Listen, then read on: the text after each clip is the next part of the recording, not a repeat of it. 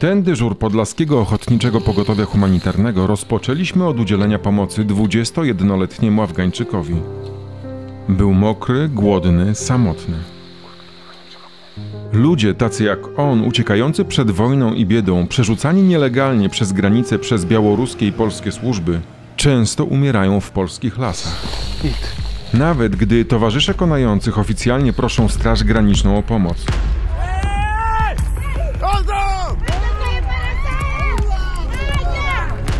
Coś tam jest. Myślisz, że to już może być człowieka?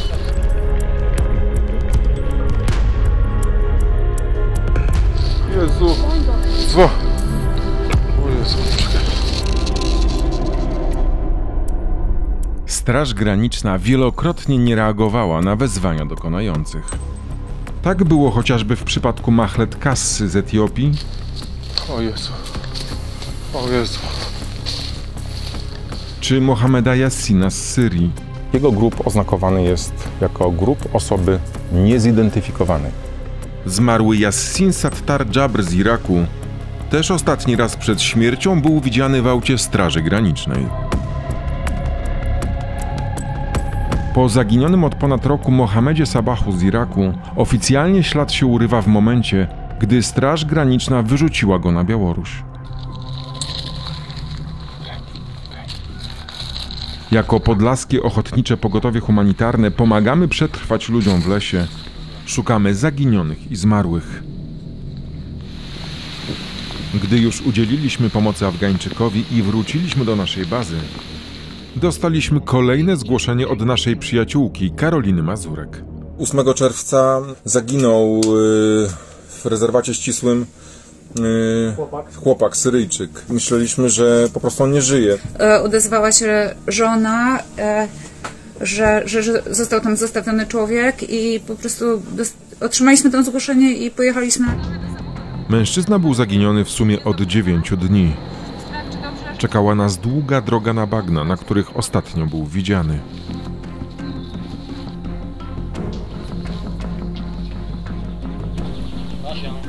Kasia została, by być naszym łącznikiem, ewentualnie ze służbami i czekała na to, co się wydarzy. Ja z Mariuszem poszliśmy.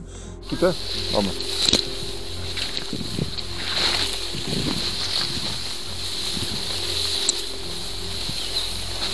Mariusz, tam, czyli tej kładki, którą wtedy znaleźliśmy, którą przeszedłeś, to już nie ma? Żeby dotrzeć do lokalizacji, gdzie ostatnio był widziany Syryjczyk, najpierw musieliśmy przeprawić się na drugą stronę rzeki Narewka, w rezerwacie ścisłym w Puszczy Białowieskiej. A to tędy wtedy szliśmy, co? Nikt bez zgody służb nie może tam wchodzić. Idąc na ratunek, świadomie złamaliśmy ten zakaz, narażając się na konsekwencje prawne. Ale zobacz, że tak samo jak zimą było ciężko to ogarnąć, czy tam na te przedwiośnie, tak samo teraz te trawy, one nam, wiesz, my nie widzimy cały czas tego, co się dzieje w tej wodzie. Szukaliśmy miejsca, w którym bezpiecznie mogliśmy przejść przez rzekę. Wtedy to było przypadek, ale widać trzcinę, nie? Stamtąd aż tu ich na pewno nie przyciągło, bo stąd... Po drodze napotykaliśmy na koczowiska cudzoziemców. Zimą dostaliśmy zgłoszenie w sprawie śmierci Syryjczyka i Jemeńczyka. Ich ciała miały znajdować się w rzece w tej okolicy. W końcu znaleźliśmy miejsce naszej przeprawy.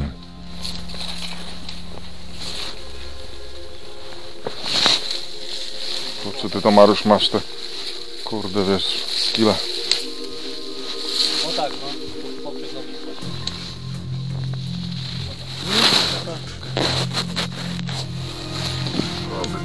Wiesz, pociągnąć, spadnie.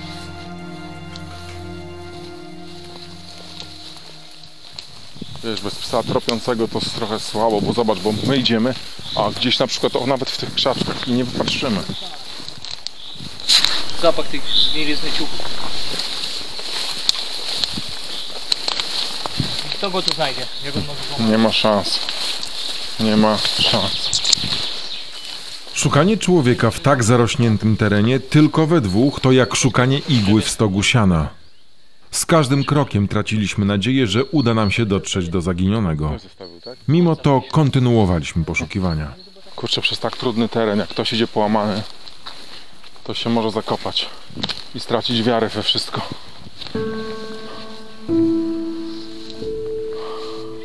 Chwilę później natrafiliśmy na kolejne opuszczone koczowisko.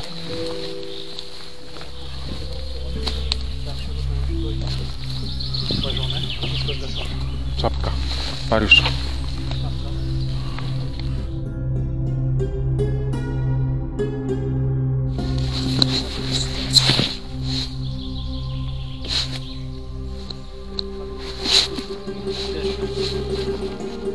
Wyobrażaliśmy, co mogło się stać z samotnym i chorym człowiekiem, który utknął na puszczańskich bagnach.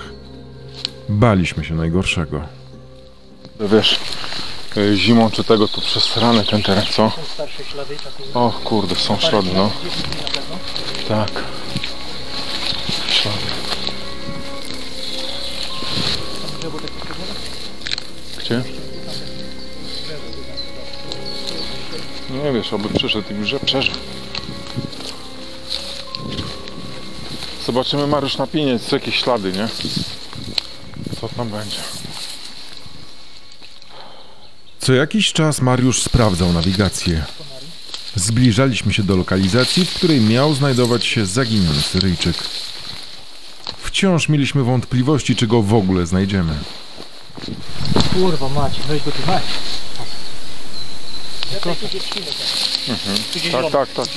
Tak.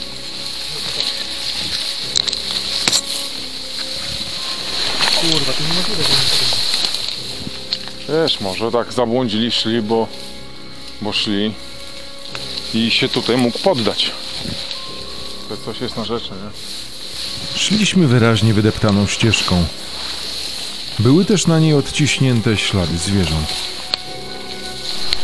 kurwa, będzie to bardzo dobrze wygląda. No. I mógł się po prostu poddać, słuchaj. Mógł się poddać. Człowiek lasu obawiał się, że zwierzęta mogły wyczuć zapach ciała. Dziki do niego dobrałem. To mogło być wytłumaczeniem sporej liczby śladów czworonogów w pobliżu lokalizacji, do której zmierzaliśmy. 80 metrów. To jest naprawdę masakra. 80 metrów. Tyle nas dzieliło od miejsca, w którym miał znajdować się Syryjczyk. Jeżeli dał radę się poruszać, to pewnie na jakiejś takiej wysepce, co? Tak jak ten Afgańczyk. Jak? Tu? 50 metrów gdzieś tutaj ta okolica. 10 metrów. Takie dane odczytał z nawigacji człowiek lasu. Tyle nas dzieliło od miejsca, w którym został Syryjczyk. Jak? W każdym momencie mogliśmy się na niego natknąć. Obawialiśmy się najgorszego. Teraz będziemy mogli wokół pokrążyć, nie? Tak. O kurczę. Jest pin, Dotarliśmy na miejsce. ale jest pin. O kurwa. To jest pin, ale faceta nie ma jego rzeczy. Ale Mógł pójść dalej. tak, Mariusz. Ale to prawdziwe zgłoszenie. Zużyty spray od komarów i puste opakowanie po papierosach. Tyle znaleźliśmy. Gościa nie ma. Ale to położymy w... Poszedł tu i Czy cofnął się? Były też ślady i zgnieciona trawa, na której mógł wcześniej ktoś leżeć. bo dzik szedł w tą stronę i dzik poszedł na prawo tam odbił. Człowiek lasu podjął trop. Teraz tak. Pytanie, czy faktycznie zostawili, czy nie został gdzieś Puste. komary. Już nic nie było. Cygary? On za grupą raczej nie poszedł. To jest ścieżka. Albo się będzie chciał cofnąć, że na suche. Mariusz pochodzi z Bieszczad. Tam przez 7 lat był drwalem. W lesie czuje się jak w domu. Stąd też jego przydomek człowiek lasu. Zdałem się na jego doświadczenie.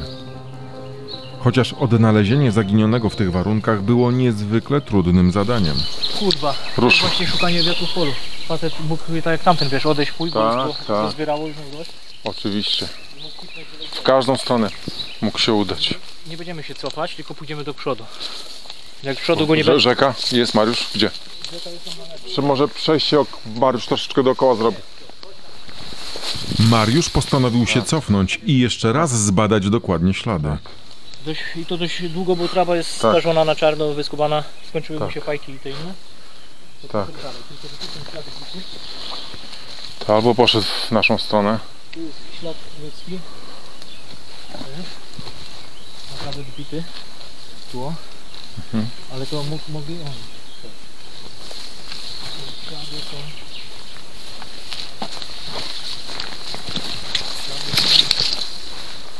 Tu są ślady, o.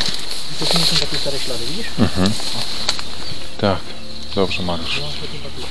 Dobrze, Mariusz. Dobrze, Mariusz. Już wiedzieliśmy, że znajdziemy człowieka. Oby żył, choć było to mało prawdopodobne.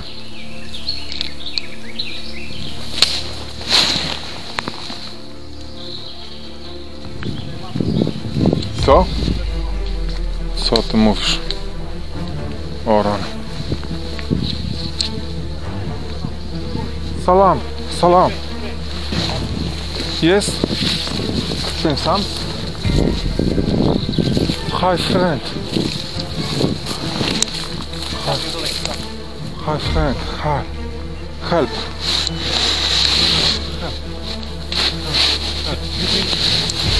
To ten sam? Tarek, uchodźca z Syrii, wyglądał jakby za moment miał umrzeć. Był oblepiony rojem komarów, skrajnie wyczerpany. Nie mógł się podnieść. Żegnał się już z życiem. Piotrek, ja zostaję. Dobra. Zapisz lokalizację, leć do Kasi. To jest ten sam? Tak, to jest ten, to jest on.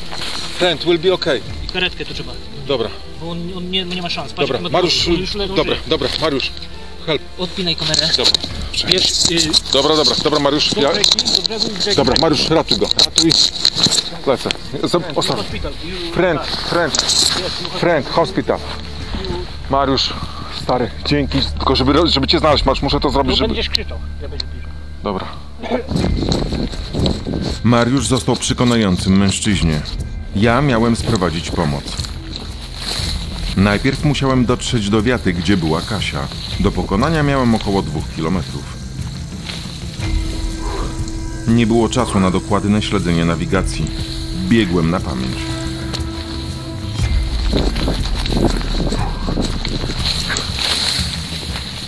Nie szukałem już powalonych drzew, po których mógłbym przejść przez rzekę. Liczyła się każda minuta. Bałem się, że nie zdążę.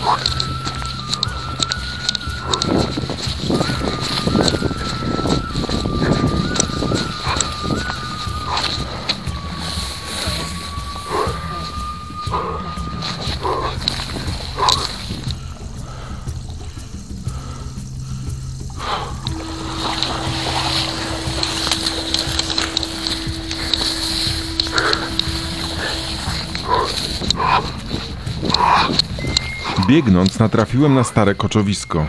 Był to dobry punkt orientacyjny.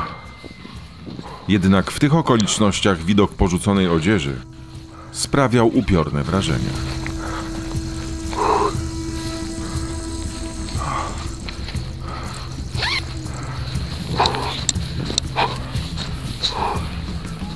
Musiałem zwolnić, by sprawdzić, czy nie straciłem orientacji.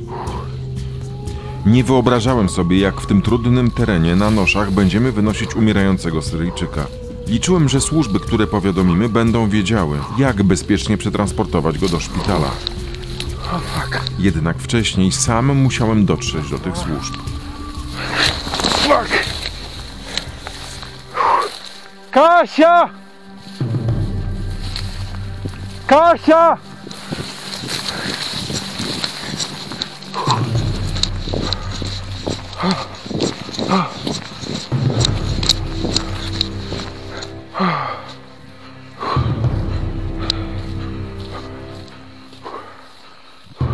Alarm 112. Proszę czekać na zgłoszenie się operatora.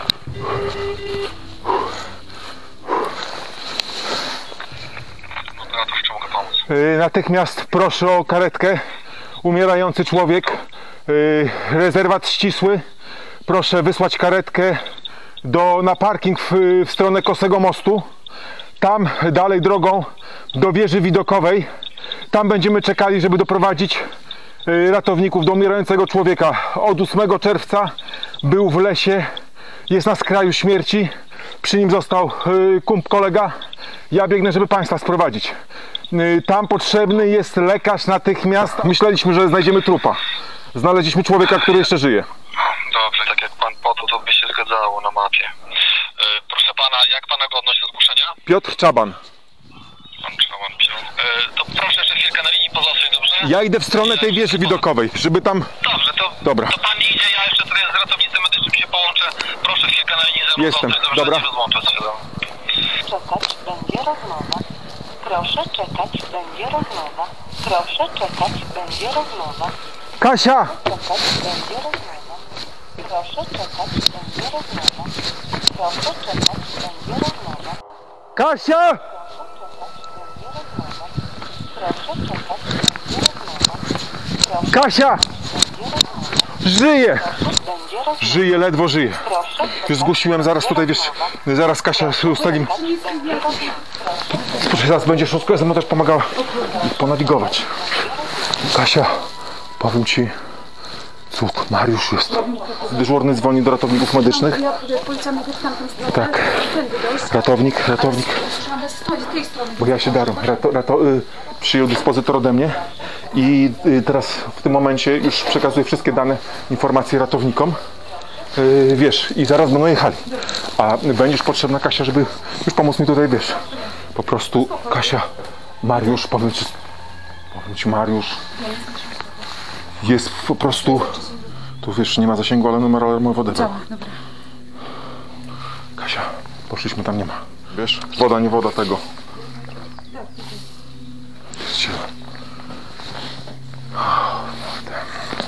Komariusz go wsiadły, już wiesz. Ty biegnij tam, gdzie zasięg i próbuj dzwonić za 112 i tego i naprowadzaj, ja zaraz do ciebie będę szedł, dobrze? Bo chyba, Kasiu, nie ma lepszej drogi, co?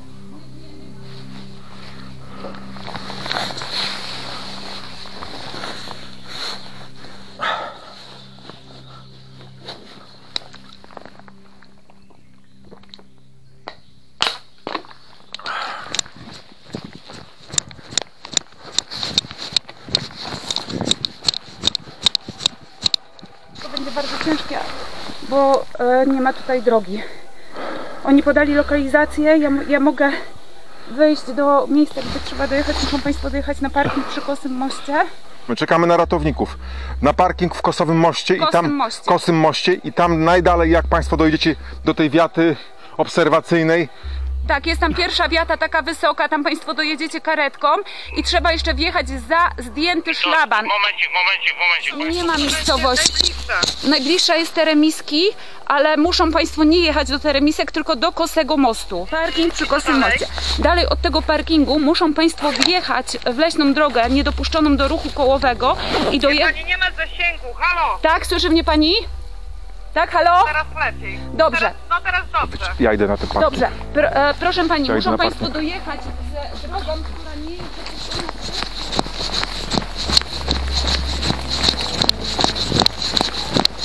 Od leśnego parkingu, na który miała przyjechać karetka, dzieliło nas kilka kilometrów. Już stamtąd chcieliśmy doprowadzić ratowników medycznych do Syryjczyka i opiekującego się nim Mariusza.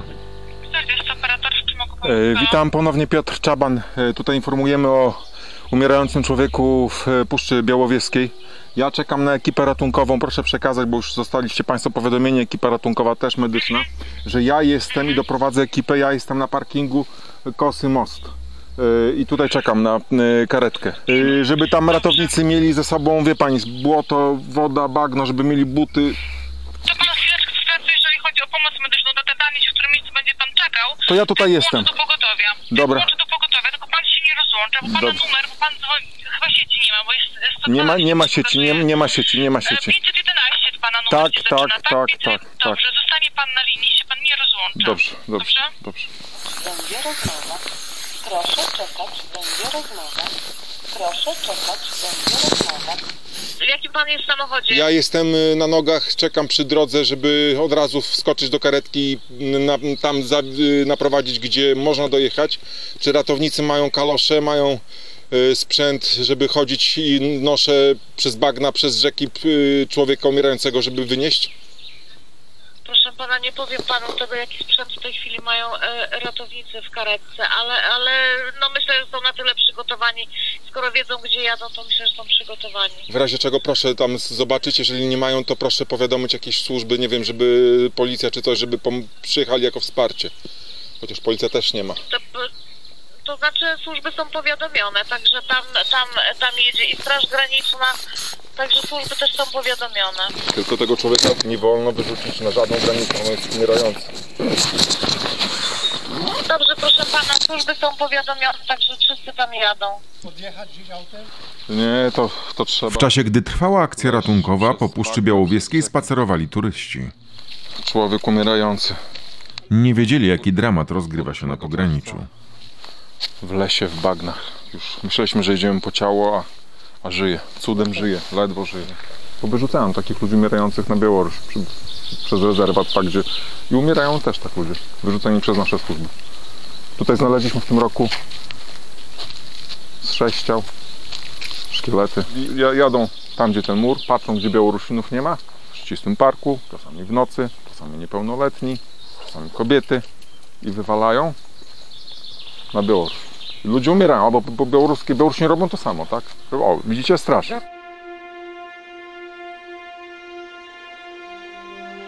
Dzień dobry, mają panowie gumowce, wszystko nosze, cokolwiek? Jest człowiek umierający od 8 czerwca, w jednym miejscu był, ledwo żyje. Bardzo trudny teren, żeby go wynieść. Noszę po drugiej stronie rzeki. Zaraz jedzie? Mają? Zaraz zobacz. Po drugiej stronie rzeki na resztę. Zaraz ja nie wiem do kogo wsiądę, do kogo mam wsiadać. Zaraz. Okej. Panowie macie gumowce, wszystko? Bo to jest trudny teren, bagno, rzeka. Proszę pana, ja dbam o zespół ratownictwa. Okej. Czekamy na straż pożarną, wyciągną nam tutaj pacjenta. My nie wchodzimy. Czyli wy tutaj będziecie czekali? Tak. Straż pożarna tutaj jedzie? Jedzie. To ja wsiadam do straży pożarnej, tak? Nie wiem, czy zabiorą. No to ktoś ich musi doprowadzić, prawda? Panowie nie jadą, tak? Tylko czekamy na straż, bo to czekamy. Ale powie pan, po której stronie jakiej? Po drugiej stronie rzeki Narewki. To tutaj przez bagna, te trzciny, przez rzekę muszą być jakieś nosze, bo tam w ogóle takie, nie wiem, no to go dobrze przyczepić, żeby on nie stoczył się. Kierownik mówił, straż pożarną miał wejść, także mamy zaczekać. A to przyjdzie taka straż pożarna, fit tacy czy...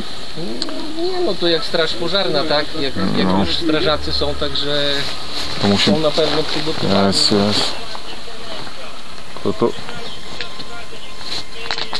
Ja zawiozę, ja poprowadzę, tylko że musi być sprzęt. Oni nie pójdą. Żeby chociaż jeden ratownik poszedł. Czy chociaż jeden ratownik, żeby... Jak ratownika ale... Rozumiem, tam jest lekarz, tak? Nie ma, nikogo nie ma. Nie ma żadnego medyka.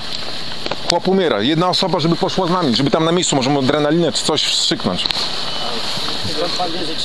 Ja nie wiem. To właśnie dlatego mówię, że po prostu chociaż jeden ktoś od was, nie? Zasad pana ratownictwa, my nie możemy wchodzić w niebezpieczne miejsce. No nie, no to ja wszedłem i wszedłem. W tym momencie pacjenta... Mijały kolejne minuty, a ja tkwiłem na leśnym parkingu i czekałem, aż służby ruszą z pomocą. Miałem świadomość, że w tym czasie Mariusz sam walczył o życie uchodźcy. Rzeka, bagienko, noszę takie przenośne płachta, żeby przenieść człowieka umierającego. Połamane? Możliwe, że nogi ma połamane. Dobra, to idziemy ze strażą, proszę jechać. Proszę jechać. Od nas jeszcze oficer jedzie. U nas procedura taka, że oficer musi być jeszcze tutaj. Umiera człowiek, tak? Polak? Ale to nie Polak. Ale to jakaś różnica robi? Mój kolega jest tam. Nie, no nie, żadna różnica, nie. No. Okej. Czy ktoś jeden z nami pójdzie od was, czy nie? Czy może pan jakieś takie, nie wiem, coś medycznego, co można mu tam podać? Nie, bo tylko my to możemy, strażacy nie mogą robić. Jeżeli Elektrolity czy coś? Pan nie ma takiej opcji. No proszę go po prostu wystarczy, będziemy to... Dobra, panowie, to jedźmy.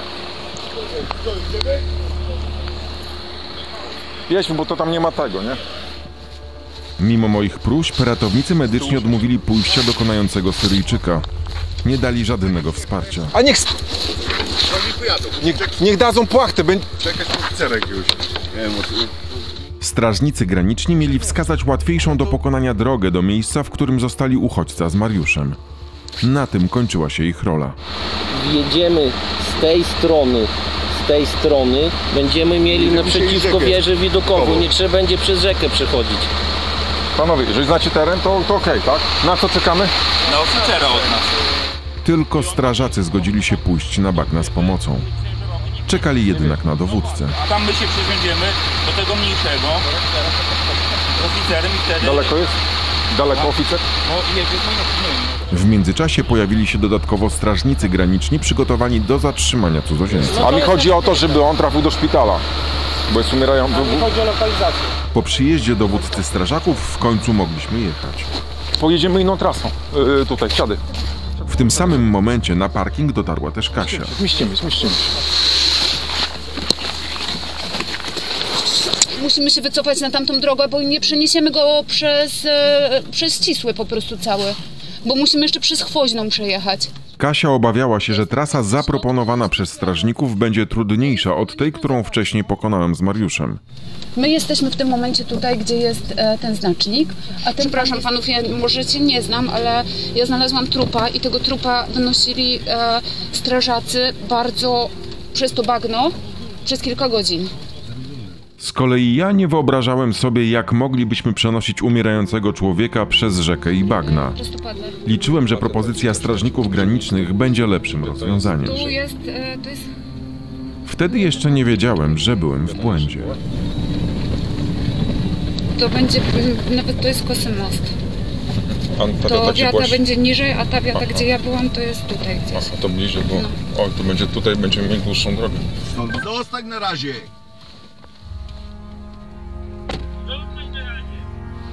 I teraz mój... Ratownicy medyczni. Ratownicy medyczni? Nie mają sprzętu, powiedzieli, że nie puszczą. Bo może będzie ta trasa za trudna, żeby przynieść człowieka i może trzeba będzie pójść inną trasą, to wtedy ktoś od państwa przyjechałby w drugą stronę, nie? Tu jest lokalizacja, gdzie jest chory, tu jest skąd my wyruszyliśmy. Idziemy, Kasia. Kurwa, tylko ja Ruszyliśmy. Do pokonania mieliśmy kilka kilometrów. Jednak nasza droga miała się znacznie wydłużyć. Nie wiedzieliśmy, że w tym samym czasie Mariusz postanowił zmienić lokalizację. Syryjczyk umierał mu na rękach. Nie widząc nadciągającej pomocy, Mariusz sam postanowił wynieść uchodźcę z bagien.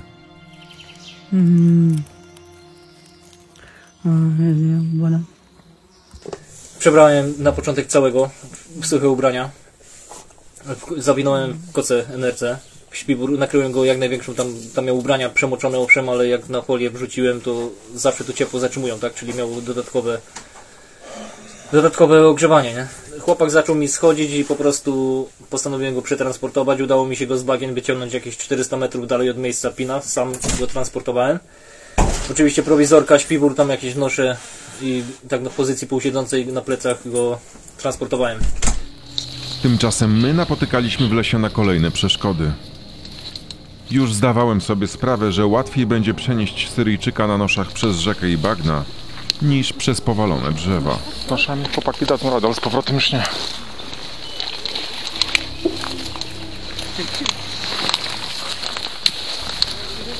Nie, to tak z chłopakiem nie przejdziemy. Mariusz! Wilgoć utrudniała nam nawigację. Do tego zbliżał się zachód słońca. Ciemności znacznie utrudniłyby dotarcie do Syryjczyka i Mariusza. No nie jest różowo, Kasia. Znowu musimy na prawo, słuchajcie.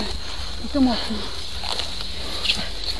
Według tej miarki mapowej to ponad kilometr. Jeszcze? No. Uwaga, uwaga, bagno. Tutaj uwaga, uwaga, swałowisko ostre. Uwaga, błoto. Jak ja przechodziłem, to mi woda się do butów wlała, nie? Jesteśmy na wprost pin. Idziemy! 238. Mariusz! Idziemy! Mariusz, idziemy!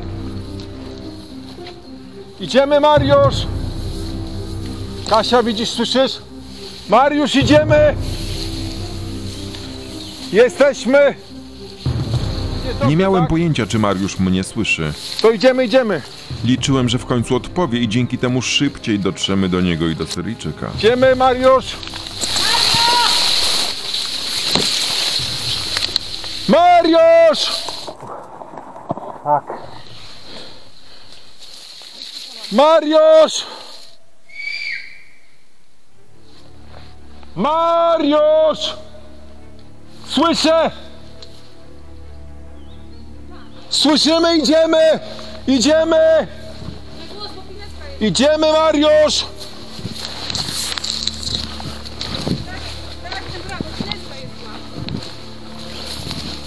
Mariusz, idziemy!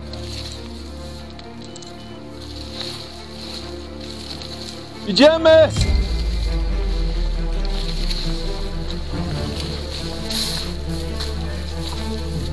Mariusz, krzyknij! Dobra! Już, Mariusz! Jesteśmy, Mariusz, sorry!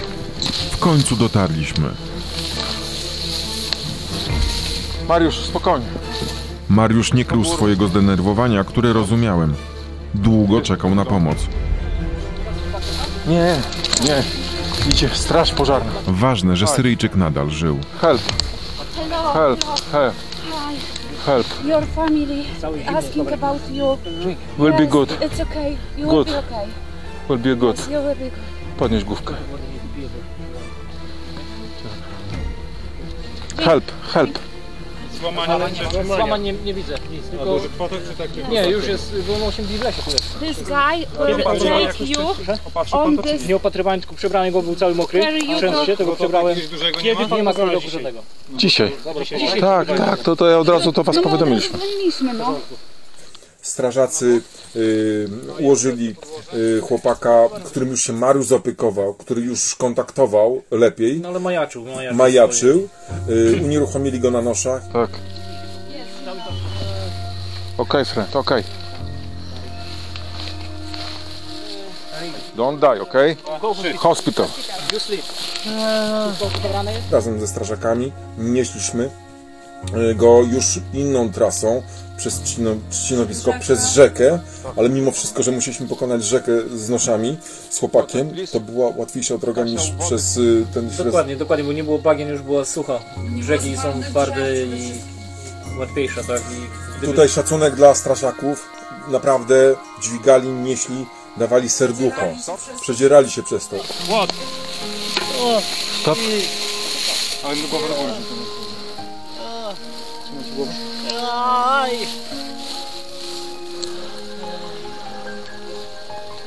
Bliżej, jak byliśmy celu, czyli miejsca, w którym czekały auta, też karetka, wtedy pojawili się strażnicy graniczni, którzy też pomagali nieść te nosze.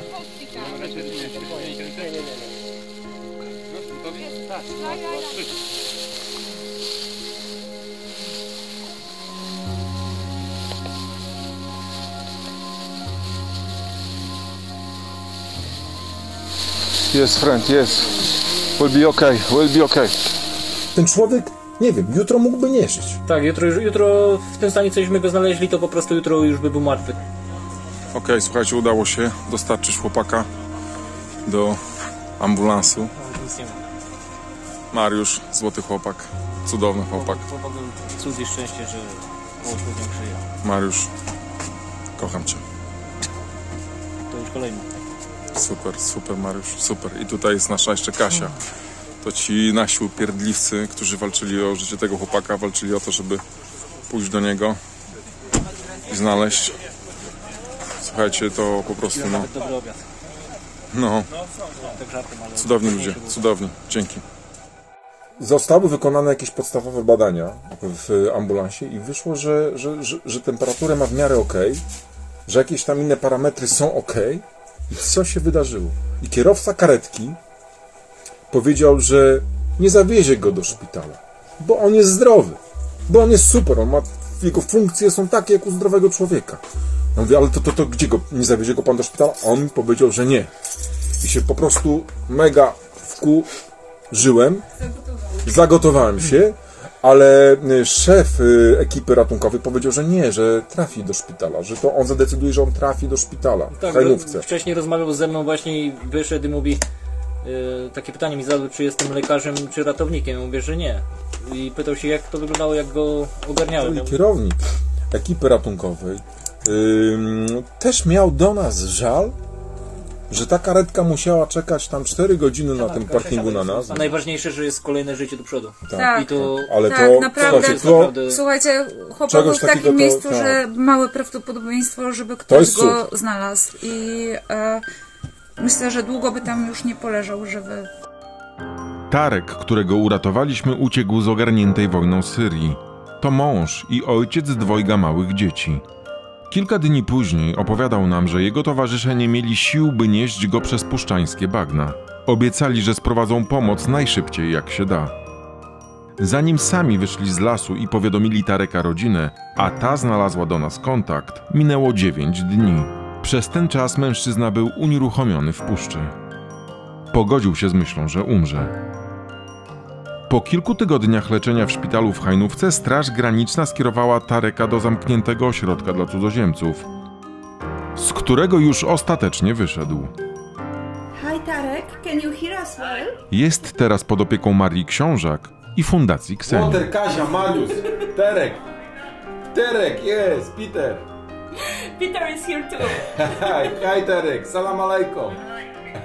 Okay.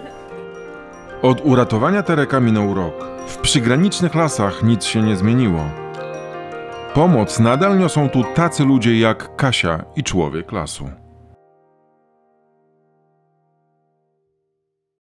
Ten reportaż dedykuję wszystkim zaangażowanym w pomoc humanitarną na pograniczu polsko-białoruskim.